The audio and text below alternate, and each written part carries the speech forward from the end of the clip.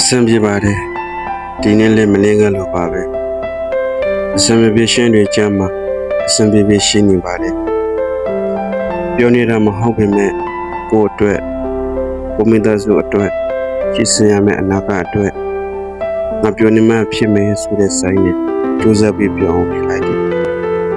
စိုက်တဲ့တွေချလိုက်ပြန်ကောက်ထည့်လိုက်တခါတလေလောကဒဏ်ချိုက်ဘဝကိုရေလန်းငါလည်းစီးမြုပ်လိုက်အချို့ကြိုက်ပေမဲ့ကောက်တွေလာတတ်တဲ့အခါမှာလေစစ်ဖက်ဝင်တယ်ဆိုတဲ့အသိနဲ့ရပါတယ်လောကကြီးရဲ့ဒါလေးငါအချက်တခါတလေလေးမိုက်ပါတယ်ဆိုပြီးအရာပေါ်ရမျိုးရှာလိုက်တခါမျက်ရည်ဟာကိုယ်အတွက်ဖြစ်သိစေရဆိုတဲ့ကိုရှင်တူတွေရဲ့ရှိမှာတော့ဘုံမတင်မဝင်လို့ကိုမျက်ရည်ကိုသူတို့မမြင်ရဆက်ရပြုဆိုင်တယ်